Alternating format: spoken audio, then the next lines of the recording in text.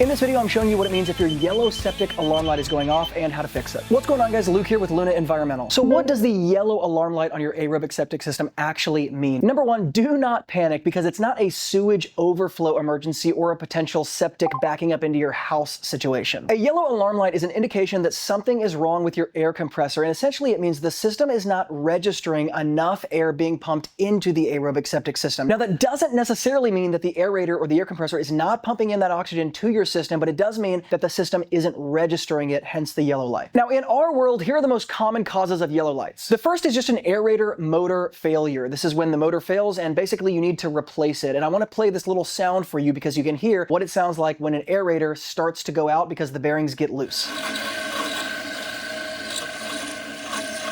And here's what a new aerator should sound like.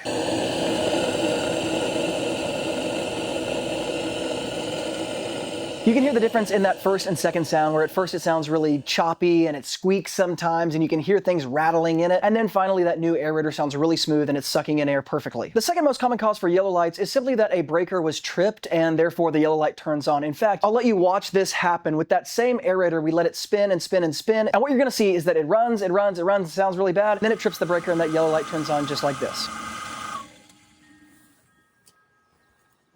The third very common problem we see is just simply a broken air line. Basically, some line between the aerator and the system itself is broken, and so either not enough air is getting through, maybe some is leaking out, or maybe it's torn altogether and no air is getting through. And fourthly, sometimes we see a faulty pressure switch, and that pressure sensor is basically what tells the light to turn on when not enough pressure is going through. And if that's broken, your light might be kind of a false positive. Nothing is actually wrong except for the sensor itself, but the system is operating perfectly. So what causes air compressors to fail? Well, I asked several of our technicians, and their feedback was that in their experience, most of the time a new aerator or air compressor will last somewhere around 3 to 5 years before it needs to be rebuilt or replaced altogether. Now, in this particular yellow light visit, the problem was not that the entire air compressor needed to be replaced, but that within that air compressor, the diaphragms started to tear. And those diaphragms are made of rubber. And so a lot of things can cause that to happen other than just time and it working, like seasonality. As it heats up here in Central Texas and it cools down, that rubber is going to flex and contract. And because it's constantly moving inside of the compressor, that's one of the most common failure parts that cause us to rebuild a compressor when we see those diaphragms starting to tear. We also sometimes see compressors fail because the air diffusers that are actually inside the aeration tank are starting to clog. If you can imagine, if you get some solid or sludge buildup in the aeration tank and it starts to stack up from the bottom of the tank, at some point you're going to start to cover those air diffusers because the air diffusers, which is simply the PVC pipe that actually pushes the air into the tank itself, are only sitting so high above the floor of the tank that the sludge starts to build up. You might start to cover those diffusers, and then you got a problem. So rebuild versus replace. What's the right call, and how do you decide what to do with your aerator that is now out? On this particular site visit, I was asking the technician how many times they can rebuild an air compressor before they just have to replace it, and his feedback was in general around twice. Now in this case, because we've never rebuilt any part of this air compressor and it's a little less costly to rebuild it, we decided to rebuild for the sake of the customer. Now here's what the process looks like. We first remove that plastic shell, that plastic housing to the aerator, and you can see underneath those torn diaphragms. That's that rubber that I was talking about that tears kind of in a circular motion, and that's exactly why this particular yellow light came on. Now, after we replace both of those diaphragms, we then put that plastic housing on top of it that protects it called chamber blocks. And after screwing in those chamber blocks, closing everything up, we then put a totally new air filter in so it's nice and clean from the start. And after the air compressor is rebuilt, it should sound something like this.